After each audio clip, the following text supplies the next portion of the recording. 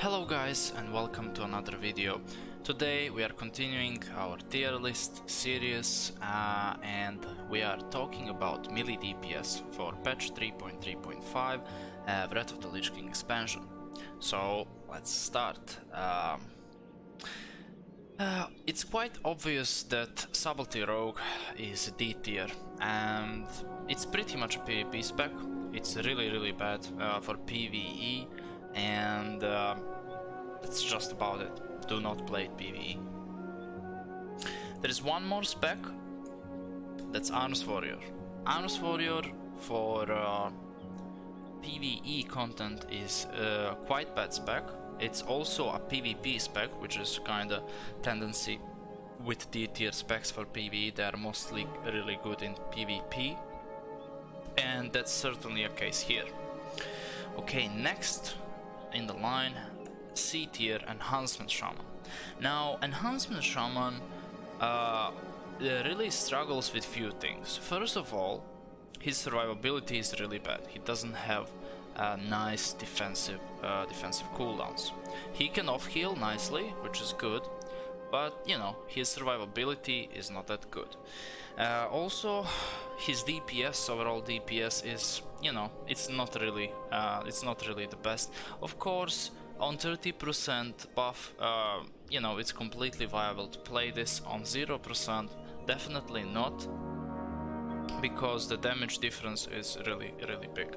But things where Enhancement Shaman is pretty good is that Wind Fury Totem. Now, why doesn't this brings the Enhancement Shaman a little bit up on the tier list? So let me explain. Wind Fury Totem is must have, like it's 20% haste, but Frost Decay also gives you the same buff, and Frost Decay, beside having so much better survivability, first of all, it's blade, not mail, that's much more armor, more HP. Second of all, Icebound Fortitude, Anti-Magic Shell, like survivability of a DK is really good. The damage is better, and he has the 20% haste. So, of course, if you do not have Frost Decay, which you should, Enhancement Shaman is definitely going to a B tier, because still his survivability and his damage output is bringing him a little bit down. But if there is no Frost Decay, then Wind Fury Totem that Enhancement Shaman brings, it's definitely making him much more desirable spec to have. Also, like every shaman, Enhancement Shaman has Bloodlust, and of course, if you don't have any other shaman but Enhancement Shaman just gains a lot of value, because having Bloodlust is really good. In case, you know, you don't have Frost Decay, you don't have any other shaman, it definitely goes to A tier.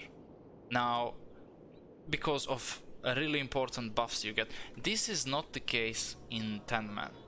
For Bloodlust, yeah, that's sure, it's good, but you know, melee haste is only good in 10-mans if you have melee comp.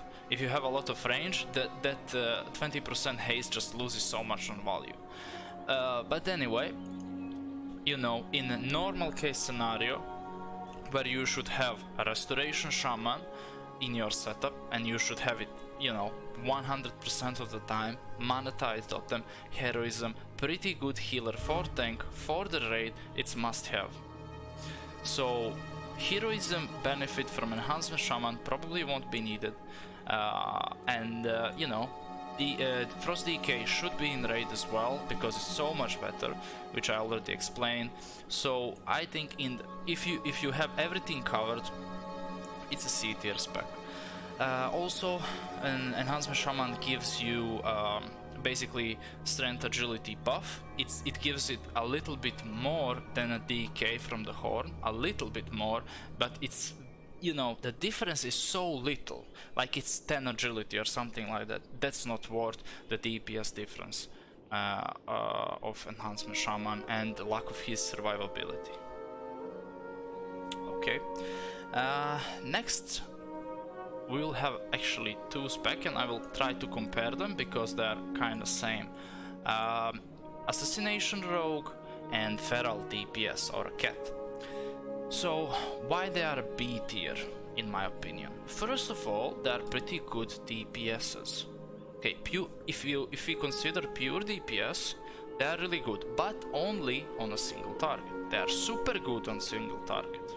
Now, on AoE, Feral can be good, that's for sure, but you know, Assassination is, you know, it's not really the best spec for AoE, but for single target it's really good. Now, for Assassination, if it's pure single target fights like Deadbringer or Festregat, you know, Assassination can be really good. But whenever you have fights like Professor Putricide, where there is a lot of target changing, where, you know, they are losing so much DPS, and it's just not worth, in my opinion, to have them compared to something like Combat Rogue, because Combat Rogue is really good on single target, it's really good on AoE, it's really good on switching targets, and that's where the Assassination suffers. It suffers from switching the targets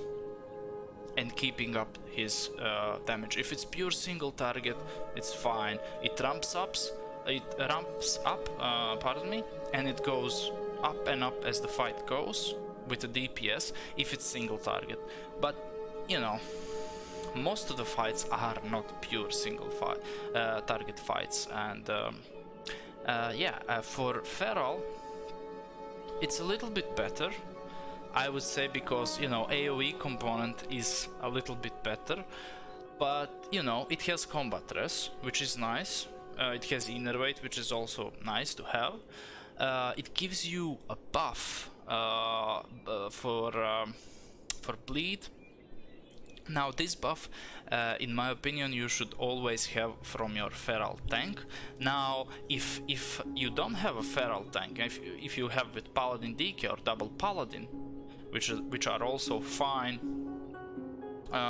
tank composition, then if you don't have Bear tank, then Feral Druid definitely is A tier spec. If you do not have Feral tank, it's A tier spec, that's 100%. If you do not have any other druid in your raid, so this is the only source of your for your combat res, then it's also going to be an A tier, because like you need to have that one combat res.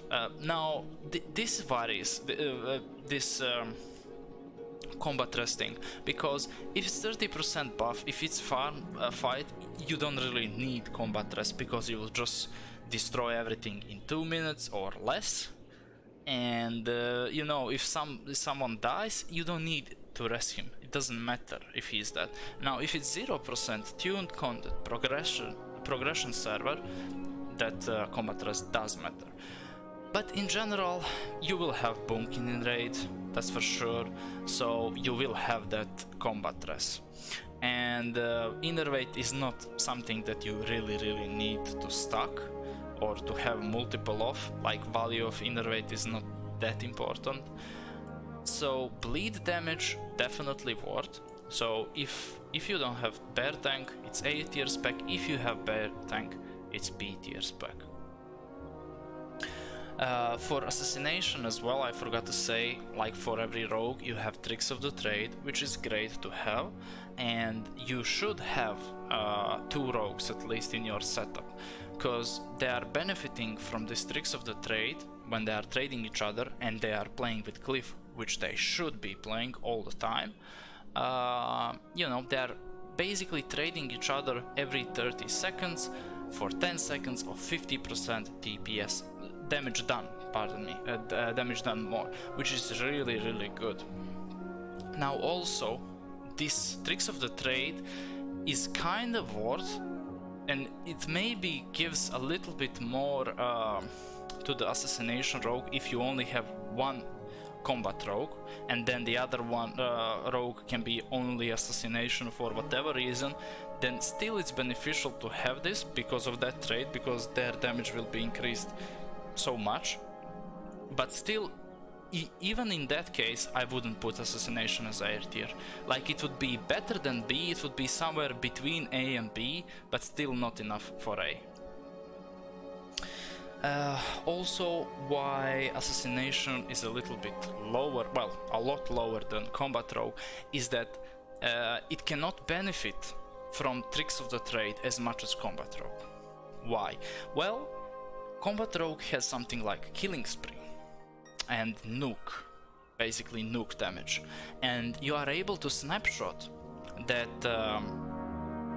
Tricks of the Trade and nuke it down whenever you have it. You know, delay it a little bit, line it up with your cooldowns, with your trinket procs, I mean, and with Killing Spree, and then destroy the boss with 15% damage more for that short period of time. For Assassination Rogue, it's just steady damage. You don't have burst. And what you can do with Assassination though with this is snapshot your raptures and your bleeds for that 50% damage more, but still, you know, I think the Assassination Rogue should be B tier exclusively. NEA for Feral, A tier if you don't have Bear Tank. If you have Bear Tank, then it's a B tier. Going next, A tier spec, Frost DK. Now, I already talked about Frost DK. It's basically Enhancement Shaman, but good. That's Frost DK. So it does give you 20% haste. It does give you strength agility, Fruit Horn, a little bit less, but it's really a little bit. It has great survivability, anti-magic shell, icebound fortitude, that's insane. It has so much HP on top of that. It does so much damage for single target, for AoE. It's really good spec. Like, it's a really good all-around spec that is useful to have for the group, that is able to stay alive, and that is able to do damage in all scenarios. Like, that's the that's why this spec is so good. Now, having 2 of Frost DKs in the raid, I would say it's useless, but having 1, it's so much value. If you have a second Frost DK, it's B tier. If you have 1 DK, then that DK is A tier, and you always want to have that 1 Frost DK in your raid. What DK suffers, but Feral and Assassination doesn't, is movement. Because Frost DKs in general, they don't have any movement abilities, but luckily there is engineering, and you can go with nitro boots and your problems are fixed there as well. So Frost DK, A tier spec for sure. Next one, Unholy DK. Why? Well, it's really good. Survivability there, a lot of HP, plate as well, you know, a lot of armor, icebound fortitude, anti-magic shell. DKs don't die. If DK die, they are really fucking things up. So they are able to stay alive. They are dealing nice damage for single target, and they are dealing insane damage for AoE. Like, for Lich King, for Valkyrs, they are demolishing them. On top of that, they have Desecration they can spec into for slowing those Valkyrs for 50%, which is kinda must-have. On top of that, it gives you that agility and strength buff, but you know, you can get that from Frost DK, so that part is not really important. Also, if you are playing with double Paladin as tank, or Druid and Paladin, for certain scenarios, that Unholy DK can go Blood and be really useful tank. For certain scenarios, for that, my recommendation for that, Lady Death Whisper main tank, Blood DK is the best one. If you have Unholy, go to Blood. If you don't have Blood, that's really good. Especially on 30% buff for Sindragoso, Blood DK really good.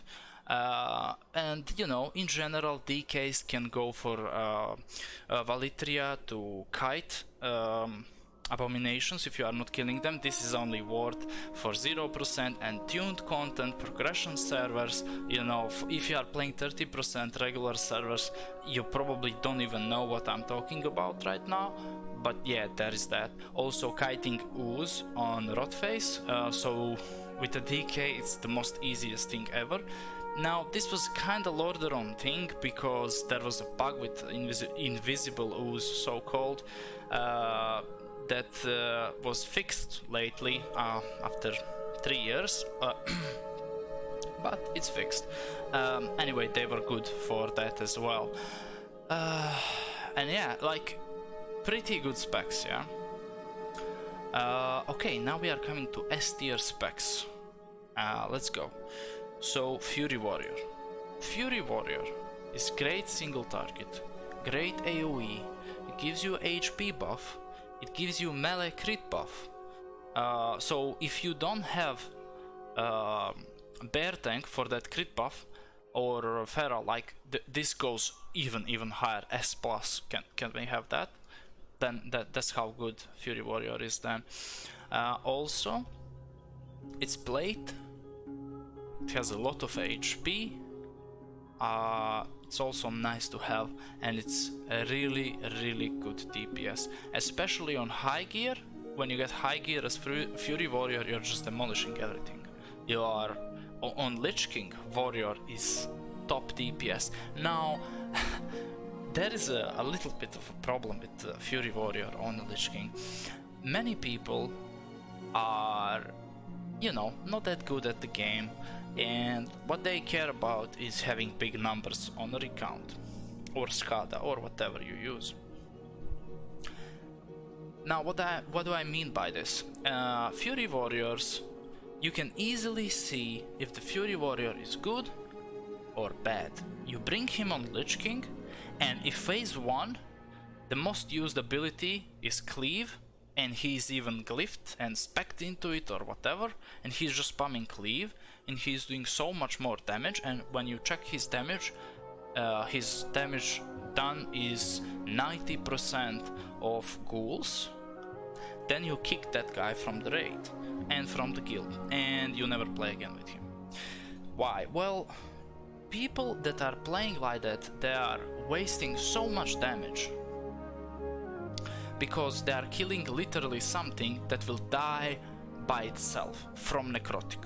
So you do not do that. You do that for the first 2 waves of the ghouls, you cleave them down really hard, and then you single target the boss, because you need to cleave them down really hard for first 2 waves to make necrotic stack up faster, and then when it stacks up, you don't even need, you will have some passive cleave that will happen around from various abilities. It will get the ghouls a little bit lower than a full health, it's fine, and then necrotic that is already stacked on few stacks, it will just kill them really fast. So any other cleave after first 2 waves that you are intentionally doing that is not part of your rotation, your single target rotation, you're just wasting. That's the damage that should be going to the boss.